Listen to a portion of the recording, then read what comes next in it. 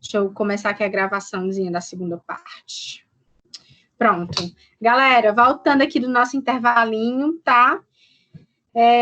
Se tiver travado para vocês, ou tiver caído a internet, né, o que pode acontecer, aí vocês vão lá no canal do YouTube, que aí vocês conseguem olhar pelo slide, ou pelo horário da aula, onde é que a gente estava, em que momento, e aí vocês conseguem recuperar a aula, tá bom? Por favor, não deixem de olhar, porque eu amo a dignidade humana e é provável que exista, sim, questão disso na prova, tá? Como eu falei, né? Eu não tenho acesso à prova, eu não sei qual prova vai ser aplicada para vocês, porque é um banco de questões, então, estudem tudo, tá bom? Bom, continuando, eu deixei nesse slide, porque eu queria falar sobre esse último ponto que eu coloquei. A busca de uma vida digna expressa a superação da intolerância, da discriminação, da exclusão social, da violência, da incapacidade de aceitar o outro, no exercício da liberdade de ser, pensar e criar o ser humano. Olha que coisa mais linda isso aqui. Eu lembro, quando eu era estudante de Direito, as primeiras aulas de Direito Constitucional, né, quando a gente ia ver os direitos humanos, artigo 5º, gente, eu acho a coisa mais linda até hoje. Para mim, dentro do direito, não há nada mais lindo do que aquele artigo 5º. Por quê? Porque ele sintetiza, né, ele condensa dentro dele vários dos direitos que a gente considera mais importantes e mais fundamentais e mais relevantes, tanto para o exercício da nossa dignidade de forma individual, quanto da nossa dignidade de forma comunitária, né? Então, a gente perpassa aí por N situações do nosso dia a dia e do que a gente está enfrentando nesse momento de quarentena, de isolamento social, de quem está obedecendo mesmo, né, a quarentena, que realmente não está saindo de casa, só para mercantil e farmácia, é porque está pensando não apenas em si, está pensando na sua família, está pensando nas pessoas idosas que estão na sua família, está pensando nas pessoas que são mais frágeis, que podem pegar essa doença, né, e que, eventualmente, Deus me livre, virem a óbito, né, por uma irresponsabilidade.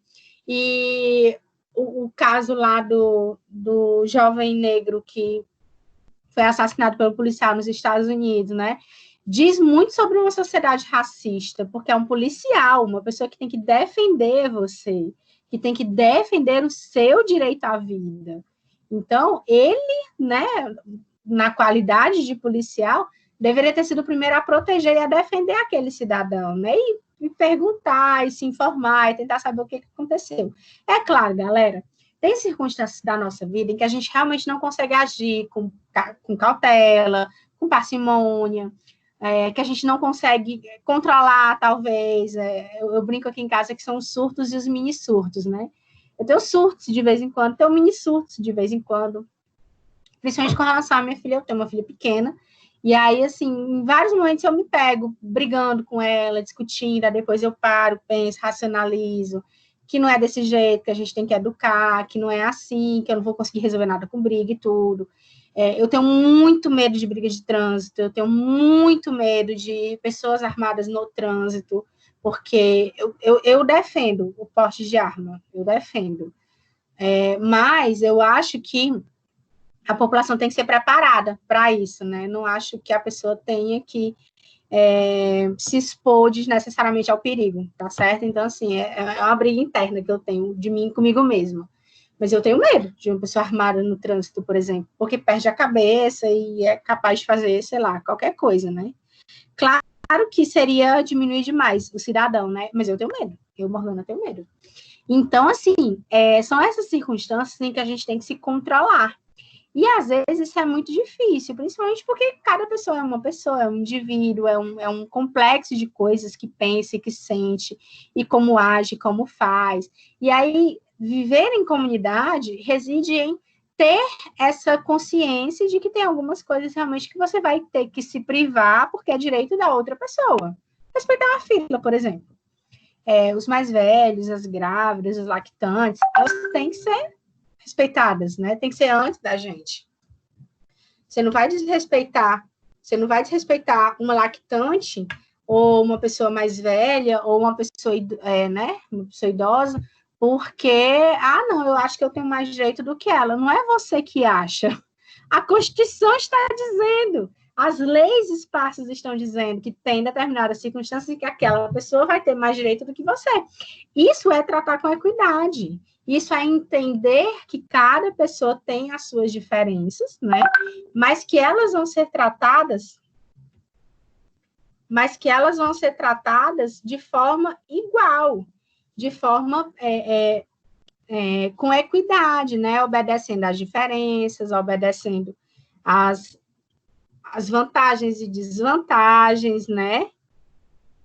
Então, assim, quando eu falo em superação da intolerância, que é essa ideia do desrespeito, né? De que você tem que respeitar o direito do outro, de que você tem que se impor sim, mas com respeito, com educação, com gentileza, de que realmente você não pode tratar a pessoa diferente de você só porque você é de um jeito ou de outro, você é roxo com bolinhas, você é amarelo, você é...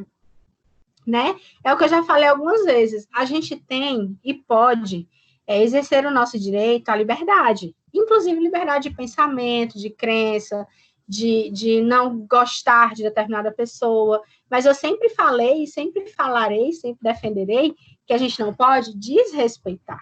A gente não pode achar que a gente é superior àquela pessoa só porque aquela pessoa tem um posicionamento diferente do seu, entendeu? E aí é que mora o perigo. É onde a intolerância vive. É quando você acha que você está mais correto do que aquela outra pessoa. Mas quem que te deu esse know-how para você estar mais correto ou menos correto? Gente, eu já trouxe aqui nas nossas aulas, sei lá quantas teorias, sei lá quantos doutrinadores maravilhosos, falando, inclusive, coisas completamente divergentes um do outro. E nem por isso eu deixei de adotar um ou outro posicionamento, deixei de, né, me posicionar diretamente ou indiretamente com relação a determinados critérios. Acabei de me posicionar agora há pouco com relação à minha discussão e à minha dúvida interna sobre porte de armas. Vocês têm uma discussão sobre o aborto, por exemplo, né? O que vocês acham sobre o aborto? Né? Deve ser criminalizado? Deve ser descriminalizado? O que acontece, né? Com relação à discriminação, que é essa ideia mais séria e mais cogente, mais fundamentada de que você não gosta da pessoa e desrespeita aquela pessoa, porque a discriminação ela tem esse viés do desrespeito, de considerar que você é melhor ou superior àquela pessoa e que você vai desrespeitá-la, ou seja, discriminá-la, só porque ela é diferente de você. Gente, uma coisa é você achar estranho, tá? Você pode achar estranho dois homens se beijando. Pode. Não tem problema você achar. O que você não pode é chamar de palavras pejorativas, tacar pedra neles, né? Tentar evitar com que eles se beijem em público e tal. Isso não pode. Você pode achar estranho, você pode não querer passar perto, você pode se sentir incomodado. Pode, até porque você é uma pessoa com defeitos, com qualidades, com coisas que você considera certas e erradas, e tá tudo bem. A questão é o desrespeito. E aí, o desrespeito, ele gera a discriminação.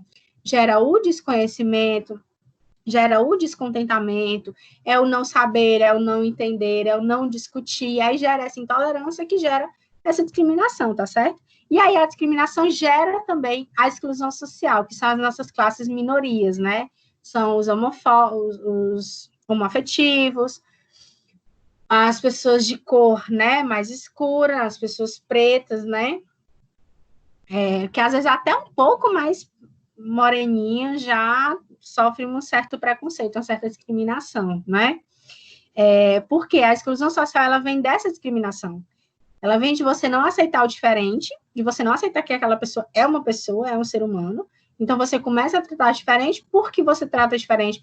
Pessoas que estão ao seu redor começam a tratar diferente, às vezes nem sabem por quê, começam a tratar diferente, e dali você vira um ciclo vicioso, que todo mundo que estiver naquela categoria vai automaticamente ser considerado igual àquele outro, então vai ser excluído também. O que é absolutamente errado, absolutamente inconcebível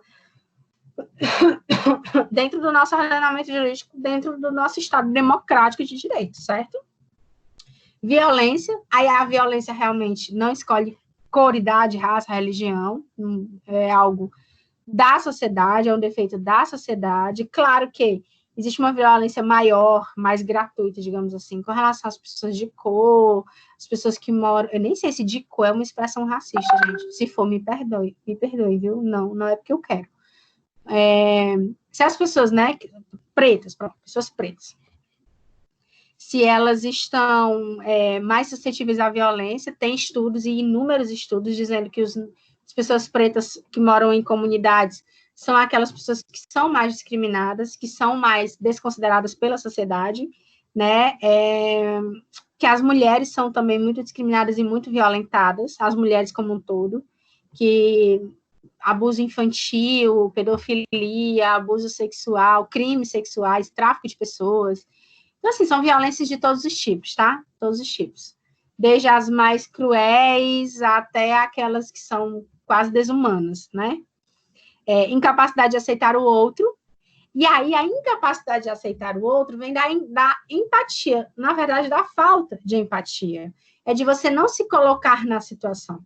Quando eu falei lá no começo que a gente tinha, sim, que ter lugar de fala, e que eu não precisava ser preto para respeitar e lutar pelo direito das pessoas pretas, é porque é com essa ideia, né, de você não querer aceitar o outro, de você, de repente, não se enxergar naquela situação. Agora, por exemplo, o George era um pai, então se coloque no lugar de um pai que foi morto, que vai deixar sua família inteira em apuros, porque, né, não vai ter dinheiro para pagar a faculdade, não vai dar um futuro melhor para o seu filho, né? Para sua filha, no caso. Pensa no meninozinho de Recife, na mãe dele, porque ela era uma mãe que perdeu seu filho. E uma das falas dela foi no sentido de que, se fosse o contrário, o rosto dela estaria estampado em todos os jornais, né? Como a mulher preta que matou o filho da patroa, né?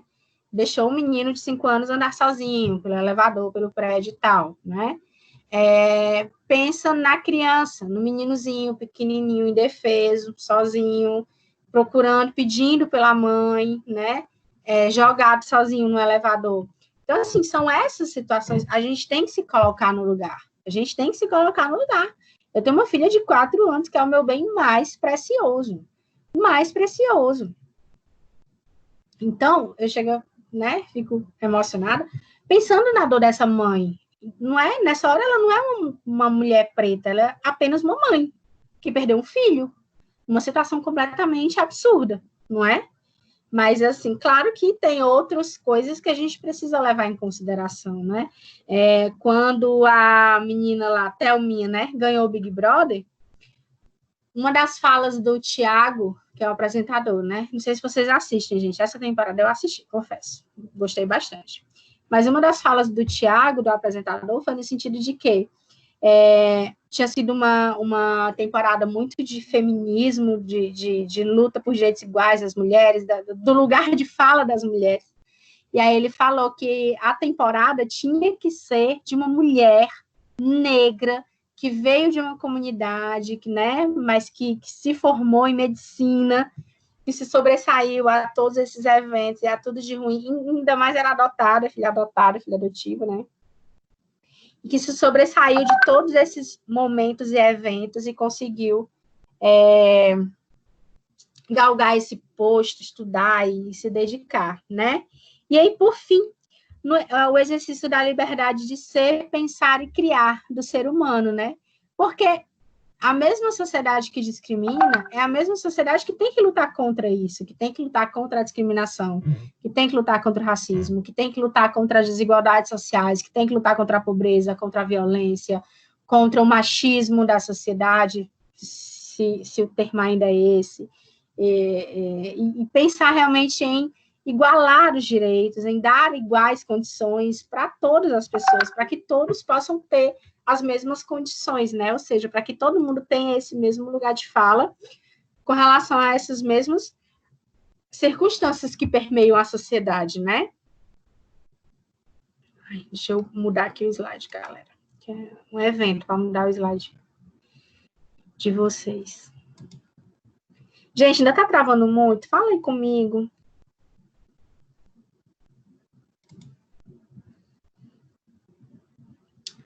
Pois é, Bruna, vou entrar aqui na responsabilidade civil para te responder. Bruna pergunta: professora, qual a sua opinião sobre o fato dela ter apertado o botão sabendo que o menino ficaria sozinho?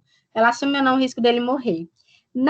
E tem um artigo lá do Código Civil com relação à responsabilidade civil, tá? Não estou falando da penal, com relação à responsabilidade civil, que fala que as pessoas que estão com a guarda das crianças naquele momento é que serão responsabilizados, né? No caso, o pai e a mãe com relação aos seus filhos. Naquele momento, e isso se estende para os avós, enfim, para quem estiver com a criança. Naquele momento, quem era que estava com a guarda da criança? A senhora lá, né? A empregadora, a mulher lá do vice-prefeito, prefeito, sei lá, mulher do prefeito.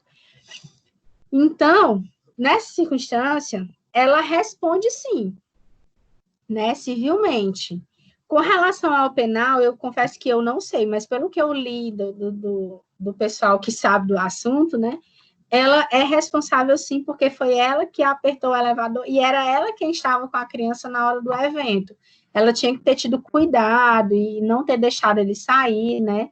Aí, assim, saber o que aconteceu, a gente não sabe, tá? São só conjecturas, mas aparentemente ele tinha chorado muito, estava chorando muito, pedindo, chamando pela mãe, tudo, e a mãe teve que sair para passar com os cachorros, né?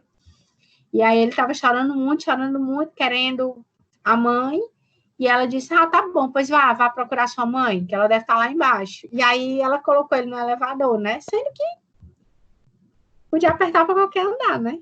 Então. E aí, infelizmente, ele foi num elevador que parece que era o de serviço. Gente, é tanta coisa, tanta história que eu não sei, tá? Eu sei que, em tese, sim, a responsável é ela, porque ela deixou a criança de 5 anos, que não se governa, entrar sozinha no elevador, mas eu não sei as condições do prédio, eu não sei as condições do elevador, eu não sei se bloqueia para descer só no andar X, ou se pode descer em qualquer andar, enfim, tá certo? Mas é bem complicado, gente, bem complicado mesmo. Mas eu acho que sim, que ela vai ser responsabilizada.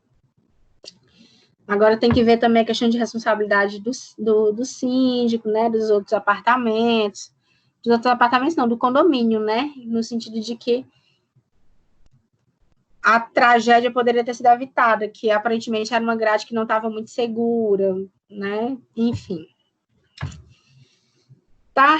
Mas é bem complicado. Bom, continuando aqui, deixa eu botar aqui os elementos, né, da dignidade da pessoa humana.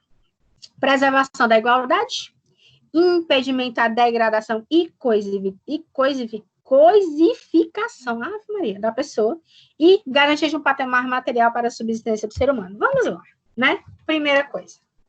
Preservação da igualdade. Gente, já falei um bocado sobre isso, né? É a ideia de que a gente tem que ter empatia, tem que se enxergar naquela pessoa. E ponto final. Que todos somos iguais, todos somos seres humanos, todo mundo é uma pessoa com os mesmos direitos, as mesmas obrigações, que a sociedade tem que tratar também todo mundo dessa mesma forma. E aí, assim, é parar com essa ideia absurda que a gente tem de que alguém é superior a alguém. Gente, não é. Ninguém é superior a ninguém. Existem cargos e divisões na sociedade criadas pelo dinheiro, particularmente pelo dinheiro, não só por ele, que indicam que a gente deve ter respeito maior ou menor por determinadas pessoas, né? No sentido de que você pode, o crime ser maior se você respeitar um funcionário público, né? Em detrimento de respeitar uma outra pessoa. Mas isso não é relevante. O relevante é você tem que ser e se considerar igual a todas as outras pessoas. Você não é diferente de ninguém que tenha a sua idade, você não é diferente de ninguém que mora na sua rua, você não é diferente de ninguém que mora no seu país, certo? Nem no mundo. Impedimento da degradação e codificação da pessoa. Isso aqui diz muito mais sobre condições de trabalho e de que você tem que ser respeitado também no seu local de trabalho, dentro das suas expertises, da sua área de atuação, a proibição da automação, ou seja, de tirar emprego das pessoas para colocar em máquinas no lugar. Ixi, Morgana, mas isso existe tanto. Existe, mas existe na Constituição um princípio de não automação, ou seja, de não transformar tudo em máquina e que o ser humano deixe ou perca funções em detrimento daquilo, né? As máquinas ajudam muito em várias coisas, em várias circunstâncias, mas é não considerar que a máquina é mais importante do que o ser humano, né? É nesse sentido, certo?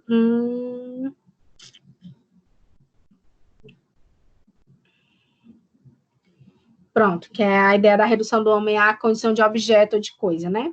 E a garantia de um patamar material para a subsistência do ser humano, que é a ideia do dinheiro, cash money, que é do valor que você tem para a sociedade, valor como um todo de ser humano, e o valor que você agrega, no sentido de que você oferece uma atividade econômica, ou você participa de uma atividade econômica, ou você trabalha.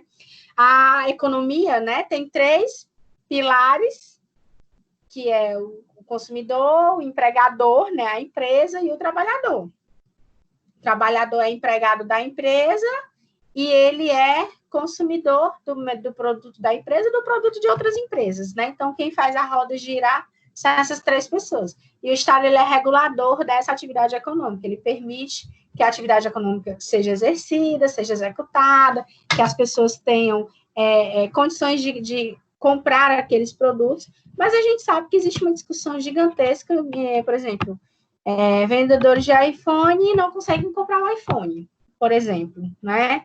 A gente tem esse tipo de desigualdade aqui no Brasil, que em outros países não é tanto, né? Mas aqui, por exemplo, eu não tenho condição de comprar um iPhone, não, minha gente, sinto muito. Zero condição de comprar um iPhone. Nem pretendo, muito menos ter condições. Mas, só para ilustrar aqui, às vezes você trabalha mais mesmo para a sua própria subsistência do que mesmo para ter um ou outro desses prazeres mundanos, né? Esses prazeres mais considerados mais materialistas mesmo, né? Claro que se você quiser, você vai gastar seu dinheiro com uma viagem, você vai gastar seu dinheiro com uma coisa dessas muito caras, que você queira muito, o dinheiro é seu, né? E é essa a ideia de que você também acaba usando o dinheiro como forma de satisfação pessoal, o que não é 100% errado, mas também não deveria ser só isso, né? O dinheiro deveria ser realmente para subsistência, para alimentação, para o lazer. E a ideia também de que o Estado concede, né, o salário mínimo, a garantia de que a população vai ter acesso a esses bens materiais, né, de qualquer natureza, para suas satisfações pessoais, tá certo? Deixa eu ver aqui. Ó, mudou junto comigo, muito bem. Bom, gente, slide 9. Desenvolvimento de uma interpretação extensiva de uma realização ponderada da plenitude dos direitos fundamentais. Aí, galera, eu puxo vocês lá para a divisão do Bobbio de gerações ou dimensões, né? O termo mais claro hoje é dimensão, porque geração é como se uma coisa sobrepujasse a outra, ou seja, uma coisa engolisse a outra, que é a geração, né? E não é assim que acontece, pelo menos não hoje em dia. Hoje em dia a gente tem realmente as dimensões e elas podem estar ali uma pairando sobre a outra e se ajudando, que são essas dimensões dos direitos humanos, né? Que são os direitos de primeira, de segunda, de terceira, de quarta. Tem gente que defende o direito a quinta, que é o direito à paz. Aí, o direito à vida, liberdade, igualdade e propriedade, que são os de primeira geração. Os direitos de segunda geração ou dimensão, né? Saúde, educação, assistência social, trabalho e moradia. Terceira, meio ambiente, patrimônio artístico, histórico e cultural. Quarta dimensão. Não, a paz está aqui. É porque tem gente que separa a quarta com a quinta, que a quinta seria a das tecnologias, e a quarta seria a quarta seria das tecnologias e a quinta seria da paz. Aí aqui ele colocou tudo dentro do mesmo, né? Que é o direito à paz, das minorias, acesso às tecnologias, proteção perante a globalização, né? Cuja fisionomia ainda se descortina, porque é É muita discussão ainda com relação aos meios de internet, as novas medidas tecnológicas, assim, o direito ainda tem muito para avançar com relação a essa discussão. Mas eu queria destacar a ideia do direito à paz, né? E aí puxar lá para a razão do direito, a razão de existir o direito é a paz social, é devolver para as pessoas aquela sensação de paz, de que o conflito foi resolvido, de que você vai, a partir dali, viver em paz, não é? E aí, eu vi, eu tenho um material, só que ele está diferente, mas não é assim igual esse dos slides que você mandou. Que na terceira dimensão tem a paz, não está na quarta e está na quinta, mas isso aí vai depender de cada filósofo, né? Cada doutrinador escolhe de um jeito. Eu, particularmente, vamos lá, como seria a nossa ordem ideal? Vamos juntos. A primeira eu acho bacana, vida, liberdade, igualdade de propriedade, porque é desde os primórdios que a gente tem como garantias quase que prioritárias do ser humano, quase como igual a existir, né? Aí a segunda dimensão, também concordo, que saúde, educação, assistência social, trabalho e moradia. A terceira, eles trouxeram a proteção ao meio ambiente, que eu também acho adequado, porque a gente começou a discutir meio ambiente depois da Eco 92, ou seja, lá em 92, né? Rio 92, Rio 92. Então, está mais ou menos perto desse período onde começou a se discutir essa geração. Aí, a quarta, para mim, seria as novas tecnologias, porque é logo depois desse período de discussão maciça sobre o meio ambiente e a preservação e tal. Mas é como eu falei, uma não sobrepuja a outra, né? Então, elas coexistem juntas, todas ao mesmo tempo. E aí, a paz, para mim, seria a quinta dimensão. Que eu acho que a paz engloba tudo. Assim, terceira dimensão, mas é paz de acordo com o Karel Vazak. Aí, lá na quinta dimensão, tem paz de novo, mas é mais por causa do Paulo Bonavides. Aí eu olhei a paz na quarta, eu fico doida. Não, fique tranquila, viu? Fique tranquila. A gente não vai brigar por causa disso. Mas, para mim, a paz era para estar em todos, na verdade, né? Então, pensa que você vai escolher o doutrinador que você quiser e você vai se guiar por ele, tá? Mas isso é até você ter consciência de fazer o que eu estou fazendo agora. Essa análise mais global, mais geral, de que, não, eu acho que a paz deveria estar em todos, ou deveria realmente estar na última dimensão, que seria aquela mais objetiva, né? E aí, a ideia das novas tecnologias, que eu também queria destacar, porque a gente está vivendo essa era de globalização exacerbada e de alguns direitos que se perdem nesse meio cibernético, né? A gente tem crime cibernético, gente, pelo amor de Deus. A gente tem invasão de privacidade, a gente tem pedofilia através da rede social, a gente tem tráfico de pessoas, tem a tal da Deep Web. Assim, é muita coisa para combater os haters, né? Que as pessoas violentas pela internet. É muita coisa combater também dentro dessa dimensão de direitos humanos. E tudo com relação a gente, né? Com relação aos nossos direitos humanos, às nossas liberdades individuais. É o direito que você tem de dizer não, o direito que você tem de dizer que não quer publicar uma foto. Minha filha assiste youtubers, né? Que ela gosta lá, as meninas lá da idade dela, e ela é toda pra frente, né? E aí eu falo, olha, se ela quisesse, ela provavelmente seria alguma coisa com internet, né? Eu que não quero, porque eu quero preservar a infância da minha filha. Mas tem mães que não pensam como eu e tá tudo certo, entendeu? Tipo, é só respeitar, né? Graças a essas mães que não pensam como eu, que existem essas crianças youtubers que a minha filha assiste. Então, né? Não tem muito como categorizar nesse sentido. Temos eficácia positiva e eficácia negativa desses direitos, né?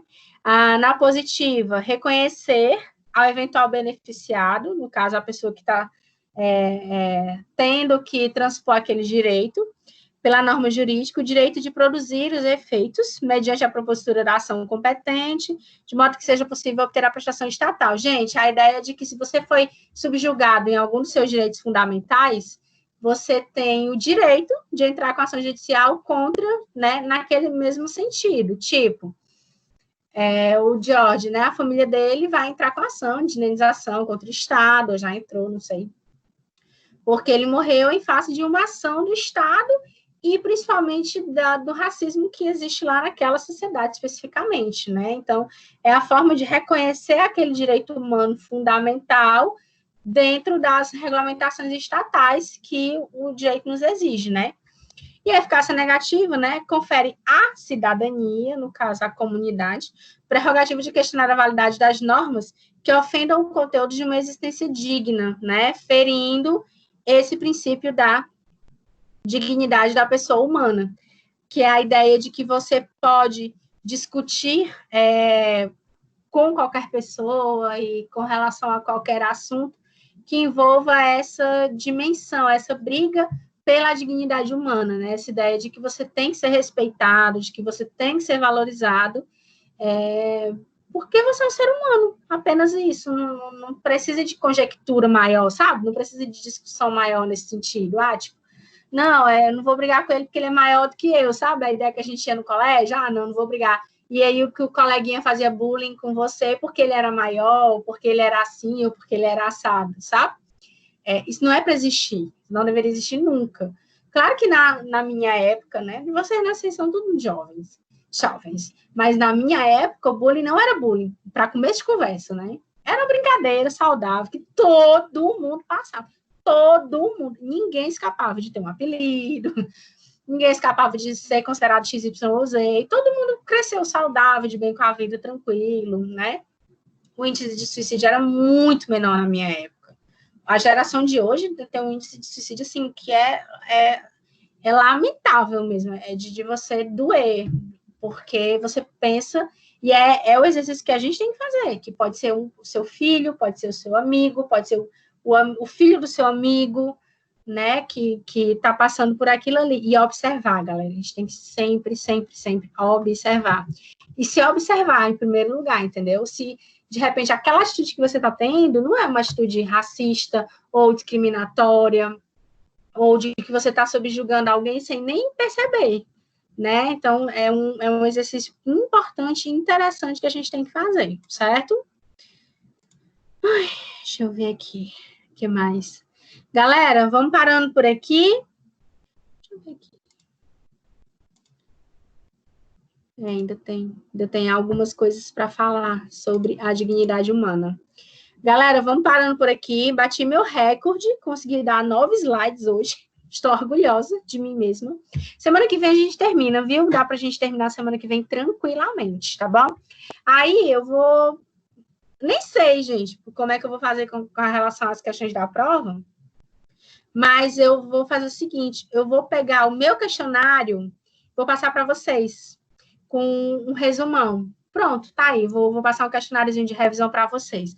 Passo amanhã, a gente responde na sexta-feira, tá bom? Depois que a gente acabar a aula. Ou seja, Andressa, convoque todo mundo, diga que eu vou fazer revisão, viu? Tá bom? Meus amores, até semana que vem. Muitíssimo obrigada por estarem comigo até este presente momento. E a gente se vê e conversa na semana que vem, tá bom?